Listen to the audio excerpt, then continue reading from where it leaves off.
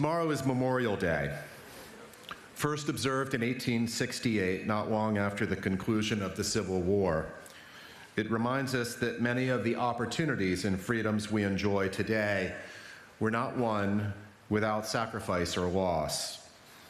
Our speaker this morning, Mr. Elliot Ackerman, has served our country with honor and distinction as a decorated Marine Corps veteran, as a White House fellow, and after leaving the military, a great chronicler of this country's most recent wars, and I'm honored to introduce him to you. Mr. Ackerman completed 5 tours of duty in Iraq and Afghanistan. He's been awarded the Purple Heart, the Bronze Star for Valor, and the Silver Star.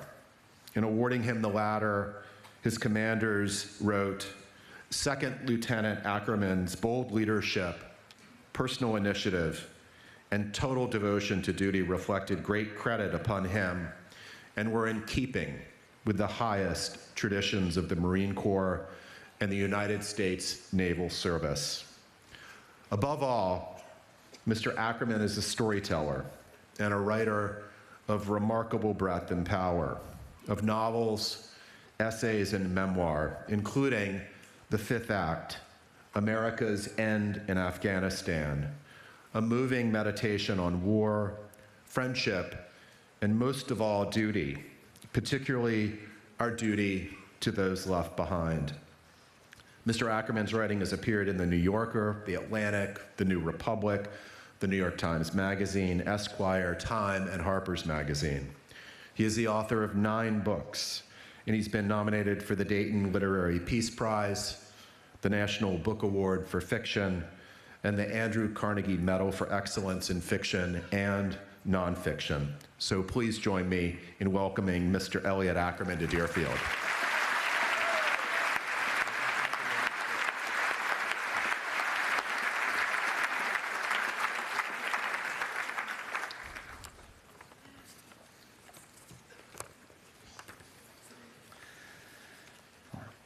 Dr. Austin, members of the faculty, trustees, parents, and especially Deerfield Class of 2026. It's an honor to address you at your commencement. When I received this invitation, I was at first quite flattered and then a little perplexed. Why had I been selected for this honor? Yes, I'm a writer, so I can probably string together a few sentences. And yes, I am a school parent, so know this esteemed institution through my children. But I didn't attend Deerfield. I didn't even attend boarding school. I felt unqualified to contextualize what this experience might have meant in your lives. But then I remembered that I am an alumnus of another organization, one replete with its own storied history, an arcane mythology to rival yours, and a cultish devotion amongst its followers that lasts long after they graduate. That organization is the United States Marine Corps, and so here I am. Thank you.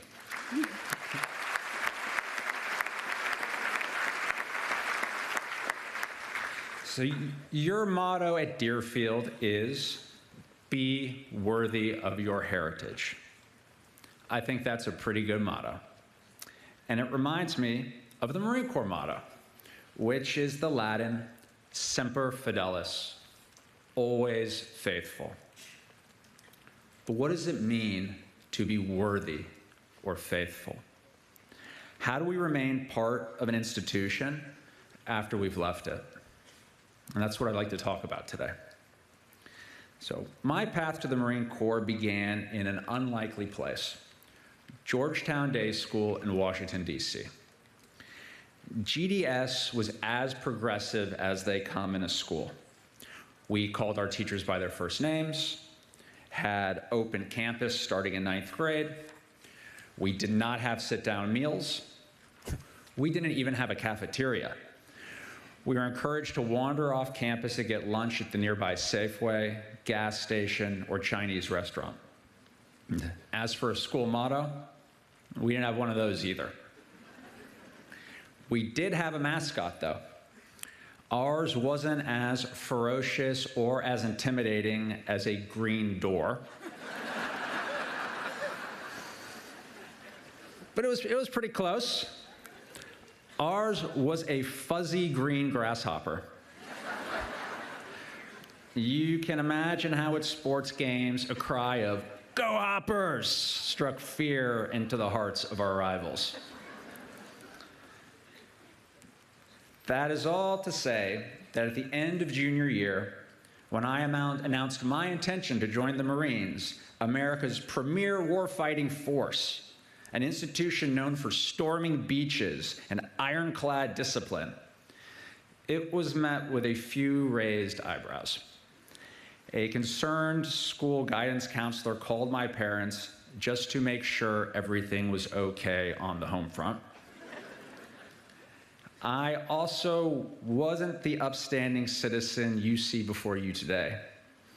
My big interest then was skateboarding and hanging out with my best friend who was a budding DJ. I had never played a varsity sport and had a grade point average that wouldn't have gotten me into Deerfield, or had I been at Deerfield, a grade point average that surely would have landed me in Dr. Austin's office. But I wanted it, to become a Marine. I wanted the responsibility. I wanted to serve. I wanted to prove myself that I could do something hard. That I could belong to an organization and that I could earn a place within that culture. So after a little internet research, I downloaded the physical fitness standards I need to meet for Naval ROTC. I would need to do push-ups, sit-ups, pull-ups, and a run. That spring of my junior year, my father administered the test for me. I could do 6 push-ups, 15 sit-ups, and 0 pull-ups.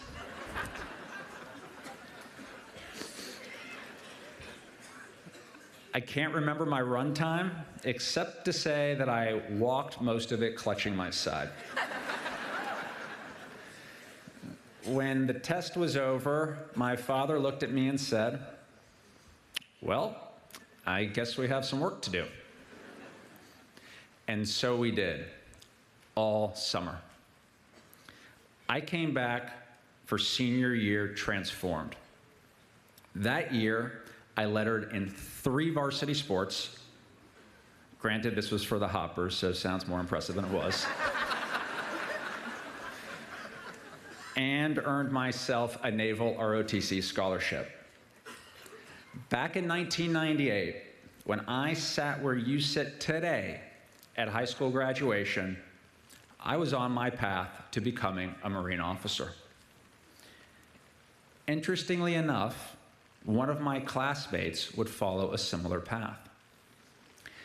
Thanksgiving a few years later, I was home for break. It was 2001, so September 11th had just happened, and America was headed to war. I went out one night to the 930 Club, a place where you can see live music in DC. And at the club, I bumped into a fellow Hopper, Rajai Hockey, a Syrian-American kid in the class behind mine. He said he was glad that he bumped into me. He wasn't enjoying college. He felt it really wasn't for him. And after 9/11, he wanted to do something with more meaning.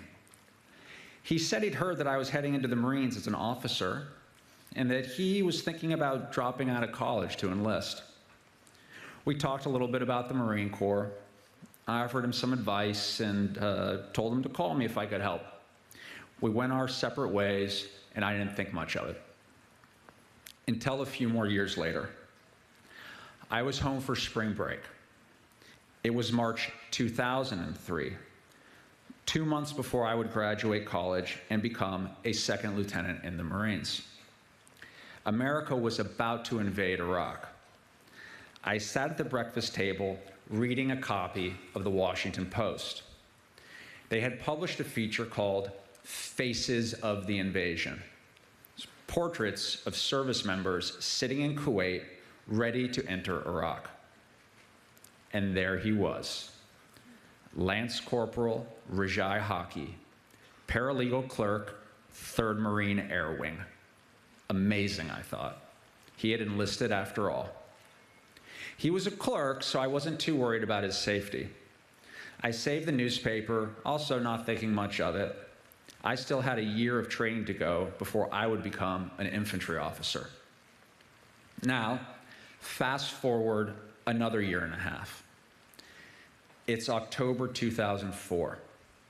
The insurgency in Iraq is raging. Al-Qaeda has shown up in force. I am now a rifle platoon commander leading 45 Marines in Iraq's restive Al-Anbar province, known as the Sunni Triangle or the Triangle of Death. The day before, in a dusty wisp of a town called Hit, members of Al-Qaeda in Iraq had marched into the town and murdered the local police chief and his officers. A single platoon of Marines outside of Hit had been in a running gunfight with Al-Qaeda's reinforcements all day when our battalion, 3 companies of Marines, about 600 of us, received orders to retake the town. So we drove through the night, arriving on the outskirts of Hit in the early hours of the morning. The plan was that our 3 companies, Alpha, Bravo, Charlie, would advance into the town, with Bravo coming in from the north, Charlie from the east, and the company I served in, Alpha Company, coming up from the south. Railroad tracks and a berm bordered the south side of Hit. Our company would assault through an overpass into what we've been told were the teeth of Al-Qaeda's defensive positions. Our order of assault was 1st Platoon, 2nd Platoon, then 3rd Platoon. I was the 1st Platoon commander, so we'd be in the lead. In the pre-dawn darkness, the atmosphere was tense. Up and down our platoon column, Marines checked and rechecked equipment. One Marine, extremely nervous, stepped out of the column to get sick behind a Humvee. Standing with my radio operator, I made final calls to my company commander. One of the corporals in my platoon asked me some questions. Hey, Lieutenant Ackerman, should we do X, Y, or Z? And I snapped back, no, make sure to. And then behind me in the darkness, I heard a voice. Ackerman? Lieutenant Elliot Ackerman? I turned around. Yeah, what? Dude, what's up? It's Rajai. Before Lance Corporal Rajai Hockey and I could exchange another word, my radio crackled to life. It was time to move, and the assault on Hit had begun. It took us most of the day to get through the town. In the early evening, as the sun was setting, we were able to stop and rest. What are you doing here? I finally asked Rajai.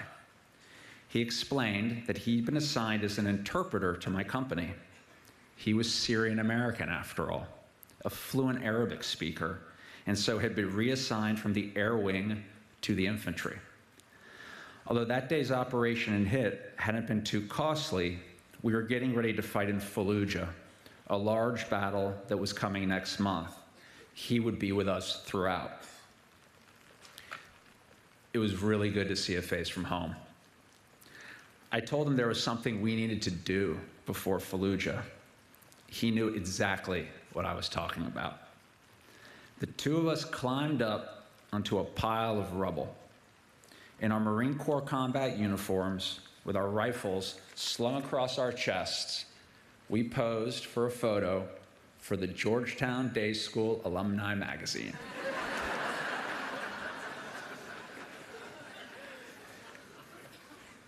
We tore off the cardboard side of a box of meals ready to eat and wrote a message in Sharpie on its back. Fallujah, Iraq, 2004, USMC, go Hoppers.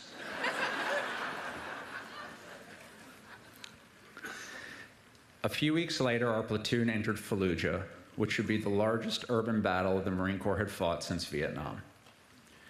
We faced a lot of tough days during that month-long battle. Rajai was there the whole time. After that photo made it into our alumni magazine, it sat on the desk of a favorite English teacher of ours. He eventually retired. Years later, our school underwent a major renovation, moving into a new building. Part of that building was an alumni corridor, featuring different exploits of the school's graduates.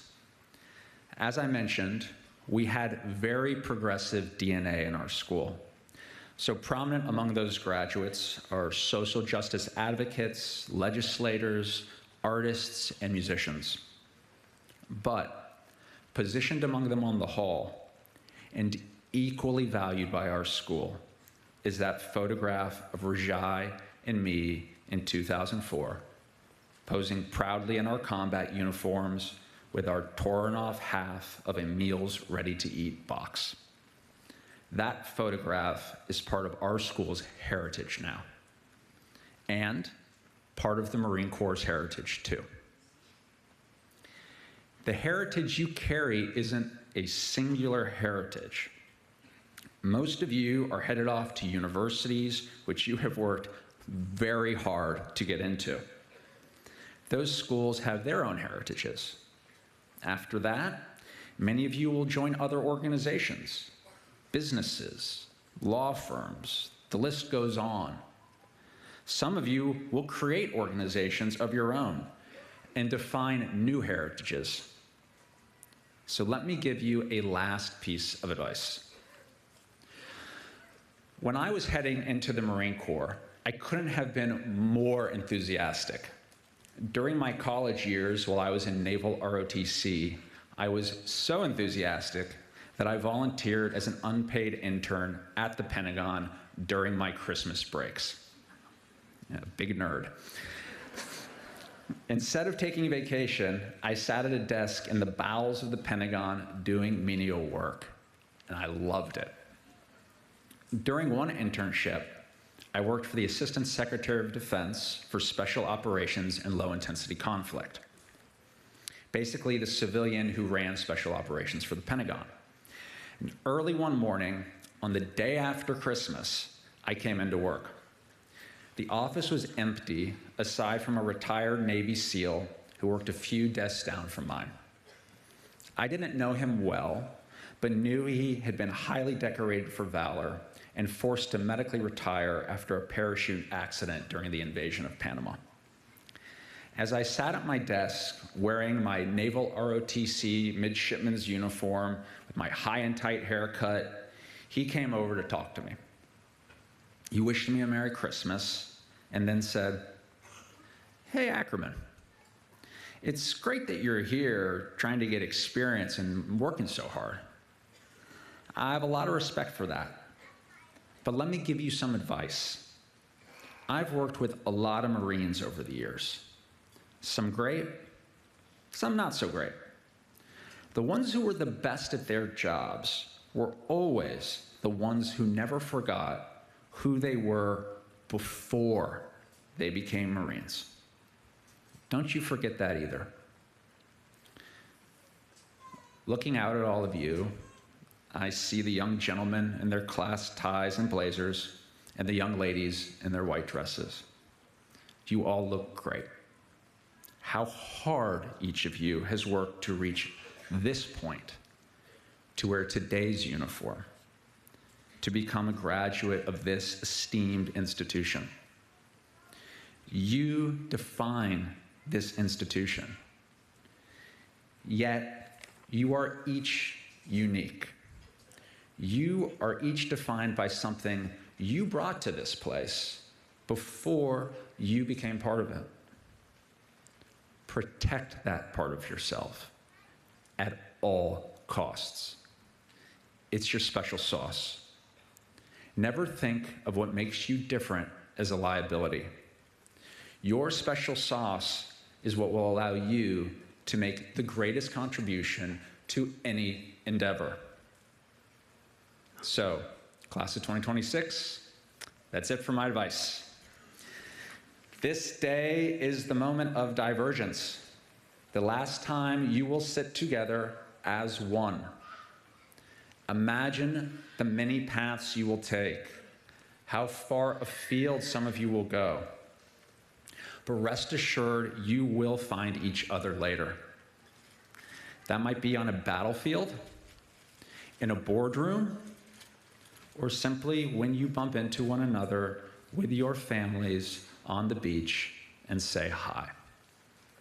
Every time you stand with each other after this day, you live your school motto as generations before you have done. In my alma mater, the Marine Corps, we call that Semper Fidelis, always faithful. In your alma mater, Deerfield, you call that heritage. Whatever you call it, it's about being true to an institution, to its ideals, and ultimately to yourself. It's a great thing to be from a place like this place. Class of 2026, you are forever from Deerfield Academy, and on that, we congratulate you.